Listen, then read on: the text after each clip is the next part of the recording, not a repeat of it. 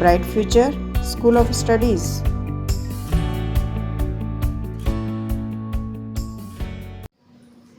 Hello everyone, आज हमारा topic है एनिमल टिश्यू। इसके पहले हमने प्लांट टिश्यू को डिटेल में डिस्कस किया है। आज हम एनिमल टिश्यू के बारे में कुछ इंट्रोडक्शन के पॉइंट्स क्लियर करेंगे। Got it? हमें पता है टिश्यू क्या होती है, a group of cells that are similar in structure and function, जो कि स्ट्रक्चर में और फंक्शन में सिमिलर होती है। ओके, हमें पता है सेल्स जब आपस में कंबाइन होती हैं तो वो क्या फॉर्म करती हैं, टिश्यू का फॉर्मेशन करती हैं। टिश्यू जब आपस में कंबाइन होती हैं तो वो ऑर्गन का फॉर्मेशन करती हैं। ऑर्गन्स अगर आपस में कंबाइन हुए हैं तो वो ऑर्गन सिस्टम का फॉर्मेशन करेंगे, और ऑर्गन सिस्टम्स क्या करता है, एक पूरी बॉडी को कंसिस्ट करता है या उसका निर्माण करता है। नेक्स्ट थिंग, जब हम बात करते हैं सेल्स की, टिश्यू की, ऑर्गन की एंड ऑर्गन सिस्टम की, तो ये सभी अपना जो वर्क है वो क्या करते हैं, डिवाइड करते हैं या फिर स्प्लिट करते हैं। ओके, तो इनके वर्क को डिवाइड करने के लिए हम जो टर्म यूज करते हैं वो होती है डिवीजन ऑफ लेबर। सभी टिश्यू, सभी सेल्स, सभी ऑर्गन्स अपना इंडिविजुअल वर्क परफॉर्म करते हैं, तो ये आपस में मिलकर के क्या फॉर्म करते हैं, division of labour. Got it?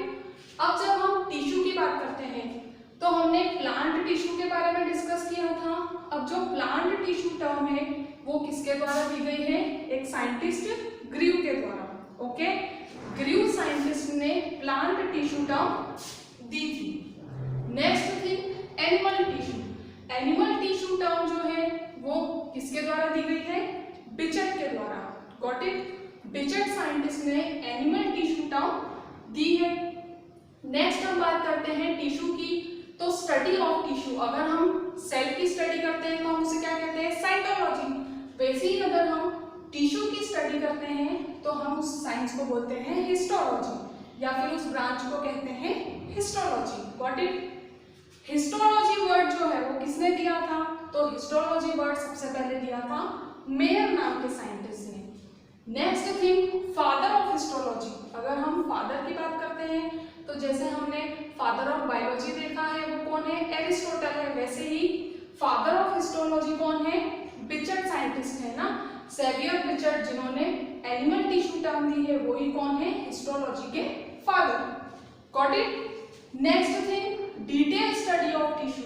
अगर हम टिश्यू की डिटेल में स्टडी करते हैं तो उसे हम क्या कहते हैं, माइक्रोस्कोपिक एनाटॉमी, क्योंकि टिश्यूज जो है वो कहाँ प्रेजेंट होती हैं, हमारी बॉडी के इनसाइड, और उसके लिए हमें क्या करना पड़ता है, पहले बॉडी को डिसेक्ट करना पड़ता है, और माइक्रोस्कोप में हम उसकी स्टडी देखते हैं, उसका स्ट्रक्चर देखते हैं, तो उसे हम कहते हैं microscopic anatomy. Next thing, founder of histology. Histology के जो फाउंडर हैं वो कहलाते हैं मार्सेलो मेलपिकी। मार्सेलो मेलपिकी को क्या कहा जाता है, founder of histology.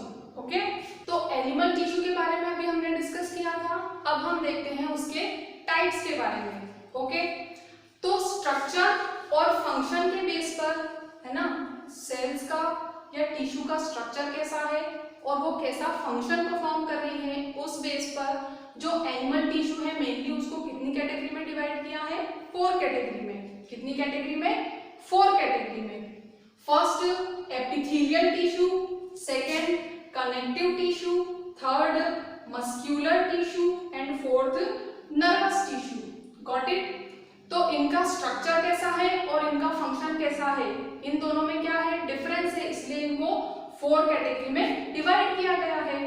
First epithelial tissue. Epithelial tissue जो है वो मेनली हमारी बॉडी को और हमारे ऑर्गन्स को क्या करती है, प्रोटेक्ट करती है, कवर करती है, इसलिए इसे क्या बोलते हैं, प्रोटेक्टिव टिश्यू भी बोलते हैं।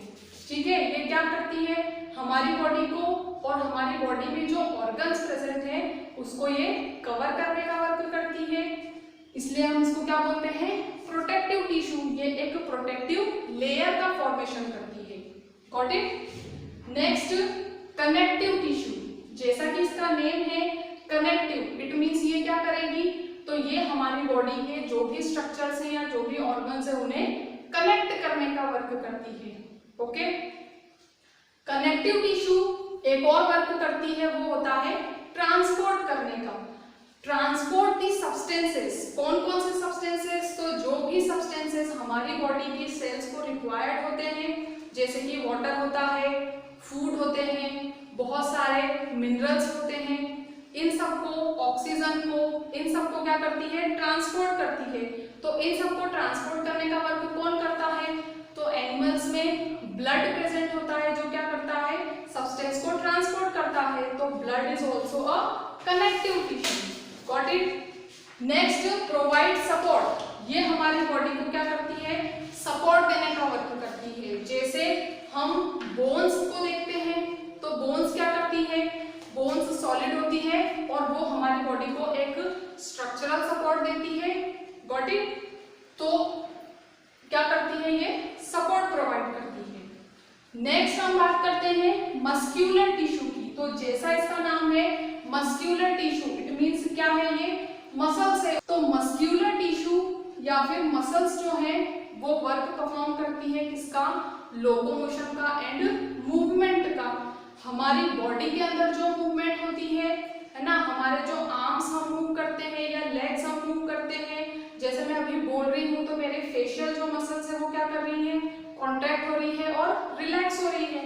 तो वैसे ही ये क्या करती है, कॉन्ट्रैक्शन में, लोकोमोशन में। हमें पता है एनिमल्स जो हैं वो क्या करते हैं, एक प्लेस से दूसरी प्लेस पर मूव कर सकते हैं।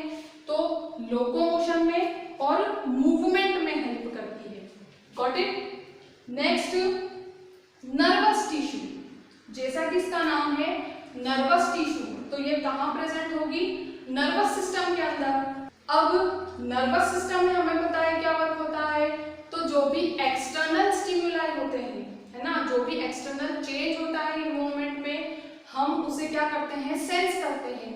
हमारे जो सेंस ऑर्गन है उनके पास नर्वस टिश्यू प्रेजेंट होती है और ये नर्वस सेल जो होती है, जिसे हम बोलते हैं न्यूरॉन सेल या नर्व सेल, वो क्या करेगी, तो वो जनरेट करती है और कंडक्ट करती है किसे, इम्पल्स को। ठीक है, जो भी इम्पल्स ब्रेन से आए हैं या फिर हमारी सेंसरी ऑर्गन से आए हैं, उन्हें क्या करेगी, ये कंडक्ट करने का वर्क करेगी। Got it. तो 4 जो टिश्यूज हैं उसके बारे में हमने यहाँ पर डिस्कस किया है, epithelial tissue, connective tissue, muscular tissue and nervous tissue. इनके बारे में हम डिटेल स्टडी करेंगे नेक्स्ट लेक्चर में। Thank you.